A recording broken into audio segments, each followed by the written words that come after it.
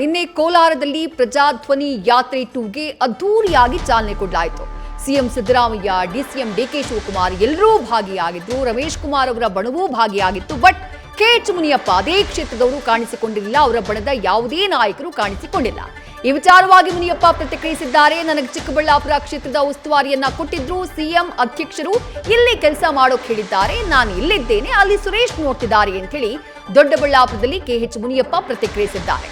ನಿನ್ನೆ ಕೋಲಾರದಲ್ಲಿ ಪ್ರಚಾರಕ್ಕೆ ಗೈರಾದಂತಹ ವಿಚಾರಕ್ಕೆ ಸಂಬಂಧಪಟ್ಟ ಹಾಗೆ ನನಗೆ ಚಿಕ್ಕಬಳ್ಳಾಪುರ ನೋಡ್ಕೊಳ್ಳೋಕೆ ಹೇಳಿರೋದ್ರಿಂದ ನಾನು ಇಲ್ಲಿದ್ದೀನಿ ಅನ್ನುವಂತಹ ಉತ್ತರವನ್ನ ನೀಡಿದ್ದಾರೆ. ಬರಕ್ಕೆ ಹೋಗಿ ಬಂದ್ನಲ್ಲ, ಇಲ್ಲಿ ಈ ಜಿಲ್ಲೆಯದು ಉಸ್ತುವಾರಿ ನೋಡೋಕೆ ಹೇಳಿದ್ದಾರೆ. ಇಲ್ಲಿ ಕೆಲಸ ಮಾಡ್ತಾ ಇದ್ದೀನಿ. ಅಲ್ಲಿ ಸುರೇಶ್ ಉಸ್ತುವಾರಿ ಇದೆ, ಅವ್ರು ಮಾಡ್ತಾ ಇದ್ದಾರೆ. ಏನೂ ಅಭ್ಯಂತರ ಇಲ್ಲ ಸರ್. ತಾವು ಕೂಡ ಹೋಗಿಲ್ಲ, ಮತ್ತೆ ನಿಮ್ಮ ಮಗಳು ಕೂಡ ಹೋಗಿಲ್ಲ.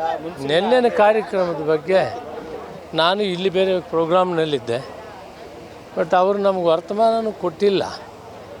ಆದರೂ ಜವಾಬ್ದಾರಿ ಸುರೇಶ್ ಅವ್ರದ್ದು ಇಲ್ಲಿ ಬೆಂಗಳೂರು ಗ್ರಾಮಾಂತರ ನಂದು. ನಾವು ಒಬ್ಬೊಬ್ರು ಒಂದೊಂದು ಕಡೆ ಕೆಲಸ ಮಾಡಬೇಕೆಲ್ಲ, ಒಂದೇ ಕಡೆ ಕೆಲಸ ಮಾಡೋಕ್ಕಾಗಲ್ಲ. ಮುಖ್ಯಮಂತ್ರಿಗಳು ಅಧ್ಯಕ್ಷರು ನಮಗೆ ಇಲ್ಲಿ ಮಾಡೋಕ್ಕೆ ಹೇಳಿದ್ದಾರೆ, ಇಲ್ಲಿ ಮಾಡ್ತಾರೆ. ಇದು ನಿನ್ನೆ ಪ್ರಜಾಧ್ವನಿ ಯಾತ್ರೆಗೆ ಚಾಲನೆ ಕೊಡುವಂತಹ ಸಮಾರಂಭದಲ್ಲಿ ಭಾಗಿ ಆಗದೇ ಇರುವುದಕ್ಕೆ ಕೆಎಚ್ ಮುನಿಯಪ್ಪ ಅವರು ಕೊಡ್ತಾ ಇರುವಂತಹ ಉತ್ತರ.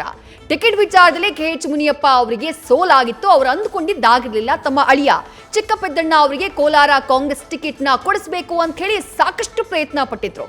ಅಂತಿಮವಾಗಿ ಚಿಕ್ಕಪೆದ್ದಣ್ಣ ಅವರಿಗೆ ಟಿಕೆಟ್ ಸಿಗುತ್ತೆ ಎಂದಾಗ ದೊಡ್ಡ ಮಟ್ಟದಲ್ಲಿ ರಮೇಶ್ ಕುಮಾರ್ ಬಣದಿಂದ ರಾಜೀನಾಮೆ ಹೈಡ್ರಾಮಾ ನಡೆದು ಹೋಯಿತು. ಅದಾದ ನಂತರ ಹೈಕಮಾಂಡ್ ನಾಯಕರು ಕೆವಿ ಗೌತಮ್ ಅವರಿಗೆ ಕೋಲಾರದಲ್ಲಿ ಮಣೆ ಹಾಕಿತ್ತು. ಇದೇ ವಿಚಾರವಾಗಿ ಕೆಎಚ್ ಮುನಿಯಪ್ಪ ಅವರಿಗೆ ಅಸಮಾಧಾನ ಇದೆ. ಆ ಅಸಮಾಧಾನ ಇನ್ನೂ ಕೂಡ ತಣ್ಣಗಾದ ಹಾಗೆ ಕಾಣಿಸ್ತಾ ಇಲ್ಲ. ಸ್ಪಷ್ಟನೆಯನ್ನ ಕೊಟ್ಟಿದ್ದಾರೆ ಅವರು. ಚಿಕ್ಕಬಳ್ಳಾಪುರ ನನ್ನ ವ್ಯಾಪ್ತಿ, ನನಗಿಲ್ಲಿನ ಉಸ್ತುವಾರಿಯನ್ನ ಕೊಟ್ಟಿದ್ದಾರೆ.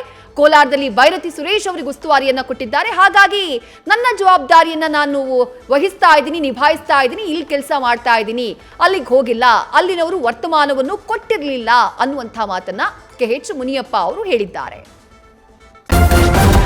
ನ್ಯೂಸ್ ಫಸ್ಟ್ ನಿರ್ಭೀತಿಯಿಂದ ನಿಮ್ಮ ಪರವಾಗಿ.